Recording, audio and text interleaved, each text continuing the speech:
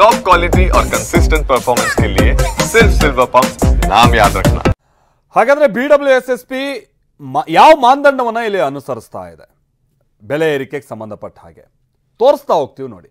ನೀವು ನಿಮ್ಮ ಮನೇಲಿ ಏನಾದರೂ 0 ಇಂದ 8,000 ಒಳಗಿನ ಸ್ಲ್ಯಾಬ್ಗೆ ನೀವೇನಾದ್ರು ಒಳಪಡುವಂಥವ್ರಾಗಿದ್ದರೆ ನೀವು ಮಿನಿಮಮ್ ಬಿಲ್ ಅನ್ನುವಂಥದ್ದು ಬಂದೇ ಬರುತ್ತೆ. ಅದಕ್ಕೆ 0.15 ಪೈಸಾ, 1 ಪೈಸಾ ಅಲ್ಲ, 0.15 ಪೈಸಾ.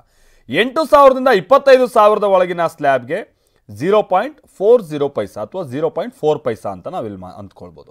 ಇನ್ನು 25,000 ಲೀಟರ್ಗಿಂತ ಹೆಚ್ಚಿನ ನೀರನ್ನು ಬಳಸಿದ್ರೆ ನಿಮಗೆ ಹತ್ತತ್ರ 1 ಪೈಸಾದಷ್ಟು ಬೀಳುತ್ತೆ. ಅಂತ ಅಂದರೆ 0.8 ಪೈಸಾ, 0.80 ಅಂದರೆ 0.8 ಪೈಸಾ, 1 ರೂಪಾಯಿ ಅಲ್ಲ, ಅದಕ್ಕೆ 20 ಪೈಸಾ ಕಮ್ಮಿ. ನೀವೇನಾದರೂ 50,000ದಿಂದ 1 ಲಕ್ಷ ಲೀಟರ್ ನೀರು ಬಳಕೆ ಮಾಡ್ತಾ ಇದ್ರೆ ಮ್ಯಾಕ್ಸಿಮಮ್ ಗರಿಷ್ಠ ಮಟ್ಟ ಇರುವಂಥದ್ದು 1 ಪೈಸಾ ಹೆಚ್ಚಳ ಆಗುತ್ತೆ.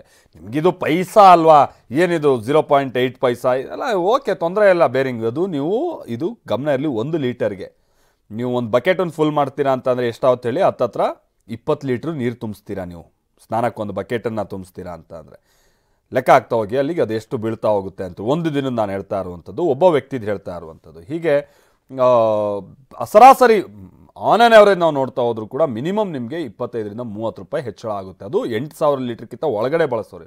ಇನ್ನೂ ಹೆಚ್ಚಿಗೆ ಆಗ್ತಾ ಹೋದರೆ 100 ರೂಪಾಯಿ ದಾಟಿ ಹೋಗುತ್ತೆ ಅನ್ನುವಂಥದ್ದು ಕ್ಲಿಯರ್ ಆಗಿ ಗೊತ್ತಾಗುತ್ತೆ.